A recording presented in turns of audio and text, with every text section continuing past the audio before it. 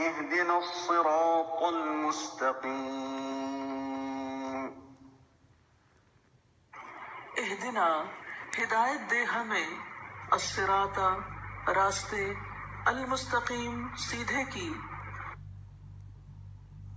اہدنا الصراط المستقیم ہمیں سیدھا راستہ دکھا، اہدنا دکھا ہمیں، الصراط راستہ، المستقیم سیدھا، اہدنا ہمیں ہدایت دے یا ہماری رہنمائی کر، الصراط المستقیم سیدھے راستے کی، اہدنا ہدایت، ہادی برحق، الصراط راستہ جیسے پل صراط کہتے ہیں ہم، المستقیم جیسے استقامت یا خط مستقیم، اہدنا دکھا ہم کو، اہدنا کا لفظ جو ہے یہ ہدایت سے اس کا روٹ ہے ہے دالیے ہدا، ہدا لفظ اسی سے ہے، لطف و مہربانی کے ساتھ رہنمائی کرنا، راستہ بتانا، اور اس میں 3 چیزیں ہوتی ہیں، کسی کو راستہ دکھانا، اس پہ چلانا اور منزل تک پہنچانا۔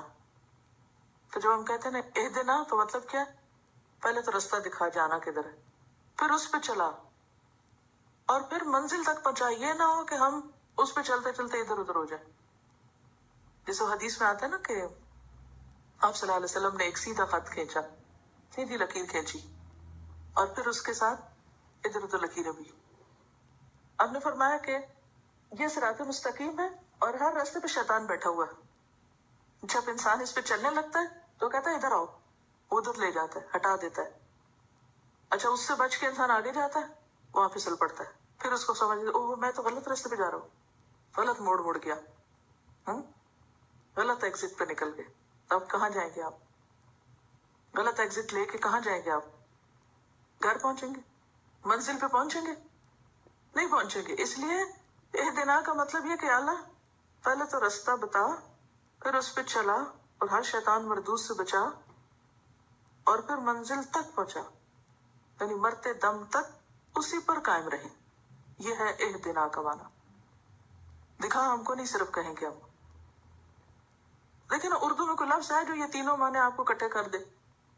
یہ ہے لسان عربی مبین، راستے کی نشاندہی اور اس پہ چلانا اور پھر آخر تک پہنچانا۔ اہدنا الصراط المستقیم، صراط راستے کو کہتے ہیں وہ راستہ جسے انتہائی احتیاط سے طے کرنا پڑے، جس کے ارد گرد بہت سے خطرے ہوں۔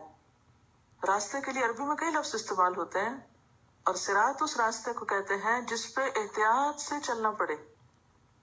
اسی لیے پل صراط جو ہے نا اس سے یاد کر لیجیے، صراط کا لفظ بولے تو پل صراط یاد کر لیں۔ پل صراط پہ کیسے چلنا پڑے گا؟ دیکھیے میں سمجھتی ہوں 2 پل صراط ہیں، ایک تو ہے آخرت میں اور ایک ہے اس دنیا میں۔ اس دنیا کے پل صراط پر بھی بہت احتیاط سے چلنے کی ضرورت ہے۔ ہر لمحہ، ہر روز اپنے خیالات، اپنے اخلاق، اپنے معاملات کا محاسبہ کرتے رہنے کی ضرورت ہے کہ کہیں ادھر نہ پھسل گرے، کہیں ادھر نہ پھسل گرے۔ جو یہاں استقامت کے ساتھ رہا وہ قیامت کے دن بھی اس پل صراط پر بھی مزے سے چل لے گا، اور جو آج بھٹکا نا ادھر گرا اور ادھر گرا تو وہ وہاں کیسے سیدھا چلے گا بتائیے؟ وہ جو پل صراط ہے نا وہ اصل میں ریفلیکشن ہے کس کا؟ اس پل صراط کا۔ دیکھیے اس لیے میں آپ کو کہتی ہوں لفظ لفظ کو پہچانیے، اور لفظ لفظ کا جو ہے نا امیجنیشن اپنے اندر رکھیے، تاکہ جب آپ پڑھیں یا کسی امام کے پیچھے سنیں تو آپ کو پل صراط یاد آ جائے کہ یار اب یہ دنیا تو کانٹوں سے بھری ہوئی ہے، اتنے بہکانے پھسلانے والے عوامل اور فیکٹرز ہیں کہ بچنا بہت مشکل ہے۔ تو اس لیے تیرے سے ہم مدد مانگتے ہیں، تو ہی ہمیں سیدھے راستے پر رکھ، اور ہم احتیاط سے، جیسے پل صراط کے پار کیا ہے؟ جنت۔ میں سمجھتی ہوں حشر کا تو سارا ہی دن بڑا مشکل ہے، لیکن اگر آپ ڈسکرپشن پڑھیں پل صراط کی تو روح کانپ جاتی ہے۔ سب سے مشکل مرحلہ مجھے پل صراط لگتا ہے، کیونکہ جنت وہ قریب ہوگی نا سامنے، لیکن اس کے اوپر سے گزرے بغیر وہاں نہیں جا سکتے۔ یہ ٹیسٹ ہے، آخری ٹیسٹ ہے بیسیکلی۔ اور وہ ام منکم الا واردھا، ہر ایک کو اس سے گزرنا ہے، ہر پیغمبر، نبی، ولی، نیک، بد، سب کو اسی سے گزرنا ہے۔ جنت کا راستہ ہی وہ ہے۔ دنیا میں کیا فرمایا؟ جنت کا راستہ کس سے گھرا ہوا ہے؟ کانٹوں سے گھرا ہوا ہے. اس دنیا میں بھی ہم پل صراط پر ہی ہیں، مگر ہم اس کو دیکھ نہیں رہے نا، تو ریئلائز نہیں کرتے. لیکن کل کو وہ حقیقی معنوں میں سامنے رکھا جائے گا اور اس کے اوپر چل کر اینڈ تک پہنچنا ہوگا. لہذا یا رب ہمیں صراط مستقیم پر ہی چلا اور منزل تک پہنچا. کیونکہ آپ کو پتا ہے کہ کئی لوگ پل صراط کا ایک لمبا حصہ پار کر لیں گے اور جب جنت کے قریب پہنچنے والے گے تو وہاں جا گریں گے نیچے. اسی لیے قرآن پاک میں قیامت کے دن کو کیا کہا گیا؟ حسرت کا دن. کئی لوگ ساری زندگی بڑی اچھی گزارتے ہیں، ساری زندگی نیکیاں کرتے ہیں، ایسا شیطان بیچ میں آ جاتا ہے، جاتے جاتے وصیت غلط کر دیں، اولاد کو وراثت سے محروم کر دیں، یا کوئی اور ایسی خرابی کریں گے کہ وہ گر گئے، یا ایسی بول دیا کہ احسان کیا وہ سب ضائع کر دیا اپنا. کہتے ہیں نا لا تبطلوا صدقاتکم بالمن والاذی، کسی کے ساتھ خوب نیکی کی ساری زندگی اور مرنے سے پہلے اس کو ایسی باتیں سنائی سب صفائی کر کے گئے. تو یہ اس زندگی میں انسان کا ایک امتحان ہے اور ایک مسلسل امتحان ہے. جیسے پل صراط سے جب تک انسان اتر نہیں نہ جائے گا، اسی طرح جب تک ہم موت کے بعد اللہ کے یہاں پہنچ نہیں جاتے نا، ہم امتحان میں. کبھی کوئی نہ سمجھے کہ میں تو بڑا نیک بن گیا، میں تو بڑا محفوظ ہو گیا. نہیں، کنٹینیوس ٹیسٹ. ہر روز ایک نیا امتحان لے کے آتا ہے آپ کے لیے، اور آپ کو انتہائی کانشیس ہو کے اور محتاط ہو کے زندگی بسر کرنی ہے.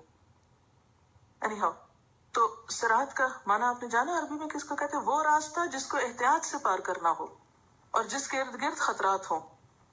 اور مستقیم، اسٹریٹ، سیدھا، وہ چیز جو سیدھی بھی ہو، بیلنسڈ بھی ہو اور افراط و تفرید سے پاک ہو، یعنی ان ایون نہ ہو بلکہ ایون ہو. ٹھیک ہے نا؟ اب آپ دیکھیے کہ زندگی خطروں سے گھری ہوئی ہے نا، تو پھر ہمارے لیے کیا چیز راہ کھولتی ہے کہ ہم بچ سکیں؟ وہ اللہ کا دین ہے. تو صراط مستقیم بیسیکلی کیا ہے؟ اللہ کا دکھایا ہوا راستہ، یعنی دین اسلام. لہذا یا رب ہمیں صراط مستقیم پر ہی چلا. اہدنا الصراط المستقیم.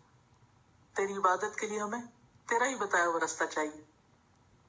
دیکھیں نا، جس کی ہمیں عبادت کرنی ہے، مرضی بھی تو اسی کی دیکھنی ہے نا. اب عبادت کے نام پہ ہم خود سے کام تھوڑے ایجاد کر سکتے ہیں کہ عبادت اس کی ہو رہی ہے اور کام اپنی مرضی کے ہو رہے ہیں اور اس کو ہم عبادت کا نام دے دیں. خود ساختہ چیزیں دین میں ایجاد کر لیں، دین کے نام پہ اللہ کے نام پر من مانے کام شروع کر دیں. وہ عبادت نہیں ہوتی. عبادت کس کو کہتے ہیں؟ اللہ کے سامنے جھکنا، اللہ کی اطاعت کرنا، اللہ کی بات ماننا اور انتہائی محبت کے ساتھ، مصیبت سمجھ کے نہیں، بوجھ سمجھ کے نہیں.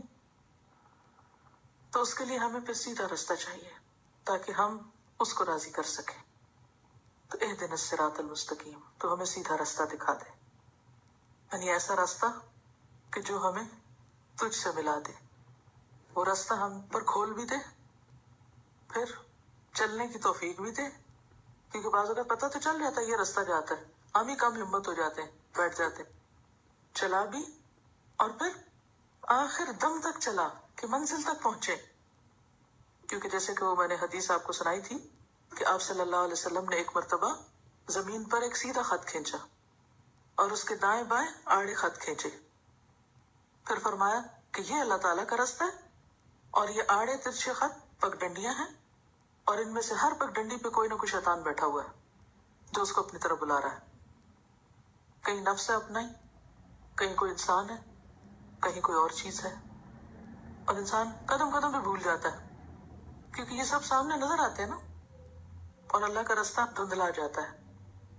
تو اہدنا الصراط المستقیم. اور ہر روز کی ہر نماز کی ہر رکعت میں ہم یہی مانگتے ہیں، کیونکہ ہم ہر نماز کے بعد پھر بھول جاتے ہیں، پھر نئے سرے سے پھر کھڑے ہوتے ہیں، پھر یہی مانگتے ہیں. کبھی آپ نے سوچا کہ یہ اتنی ریپیٹیشن کیوں سورۃ الفاتحہ کی؟ اور جیسے کہ آپ جانتے ہیں کہ نماز ہوتی ہی نہیں کس کے بغیر؟ سورۃ الفاتحہ کے بغیر. یعنی جس نماز میں سورۃ الفاتحہ نہ ہو وہ نماز ہی نہیں.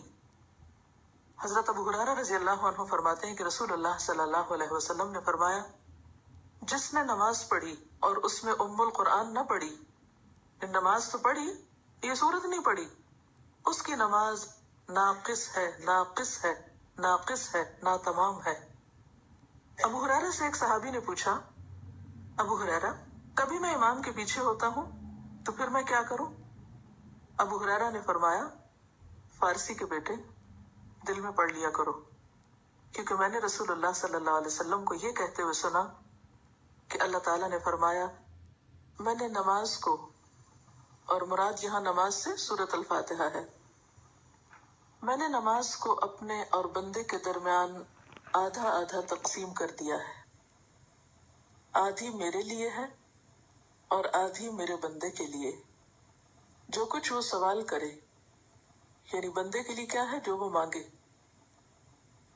بندہ نماز میں کھڑا ہوتا ہے اور کہتا ہے الحمدللہ رب العالمین، تو اللہ تعالیٰ فرماتا ہے میرے بندے نے میری تعریف کی۔ لیکن اگر ہم سوچتے ہی نہیں اس وقت تو اللہ تعالیٰ کیا جواب دیتے ہوں گے؟ پھر وہ کہتا ہے الرحمن الرحیم، تو اللہ تعالیٰ فرماتا ہے میرے بندے نے میری ثنا بیان کی، یعنی تعریف کی۔ پھر وہ کہتا ہے مالک یوم الدین، تو اللہ تعالیٰ فرماتا ہے میرے بندے نے میری بزرگی بیان کی۔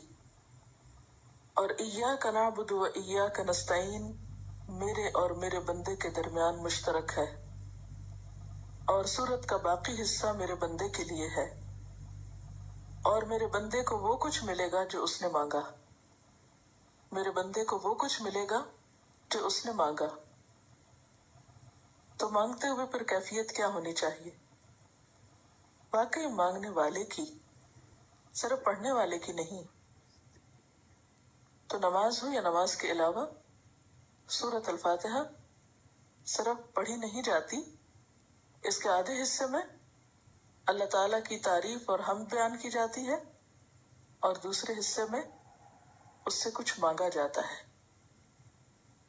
تو جو اچھے سے تعریف کرتا ہے اور پھر اچھے طریقے سے مانگتا ہے وہ محروم نہیں رہتا۔ تو اس سے پتہ چلتا ہے کہ یہ انتہائی اہم صورتوں میں سے ہے جس میں انتہائی اہم دعا مانگی گئی ہے، اور زندگی کی اہم ترین دعا کیا ہے؟ سیدھے رستے کی رہنمائی کی دعا۔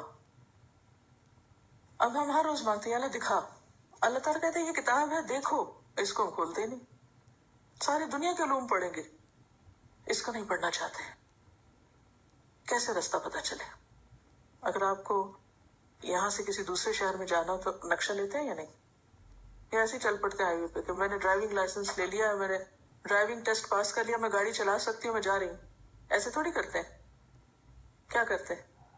ہاں، میپ لے کے ڈائریکشن لیتے ہیں کہیں نکلنے سے پہلے، یا ایسے اندازے سے چل پڑتے ہیں، وہ جہاں گاڑیاں جا رہی ہیں پیچھے پیچھے میں بھی چلی جاؤں گی، ایسے تھوڑی جاتے ہیں۔ معلوم نہیں کون کدھر جا رہا ہے، مجھے تو وہاں جانا ہے جہاں میری ضرورت ہے، تو مجھے کسی اور پہ ڈیپینڈ نہیں کرنا۔ اگر کبھی بھی آپ کسی اور گاڑی کو فالو کرتے ہوئے اپنی منزل پہ پہنچنے لگے تو کیا ہوگا؟ کہیں اور ہی پہنچ جائیں گے۔ تو اس طرح آپ صرف معاشرے کو، لوگوں کی بھیڑ کو، لوگوں کے چلنے کو دیکھ کر کے چلو تم ادھر کو ہوا ہو جدھر کی، اور جدھر لوگ جا رہے ہیں ریلا جا رہا ہے عوام الناس کا، تم بھی وہی کرتے رہو، نہ اپنی عقل سے سوچو اور نہ اچھے برے کی تمیز جانو، اور کہو کہ ہم تو جنت میں پہنچنے کے کام کر رہے ہیں اور پہنچ جائیں گے اپنی منزل پہ، تو یہ خود کو دھوکہ دینا ہے۔ اگر آپ واقعی اللہ کی رضا تک پہنچنا چاہتے ہیں، ابدی خوشیوں تک پہنچنا چاہتے ہیں، تو لازم ہے کہ رستہ دیکھیں، اس کتاب کو پڑھیں، کیونکہ ذالک الکتاب لا ریب فیہ ھدی للمتقین اور ھدی للناس۔ نمبر 2، صرف دیکھ کر پھر اس کو بند نہ کر دیں، چلیں، اور پھر چلتے چلتے رک نہ جائیں بلکہ مرتے دم تک چلیں۔ یہ دعا ہے جو ہم مانگتے ہیں نماز میں، اہدنا الصراط المستقیم۔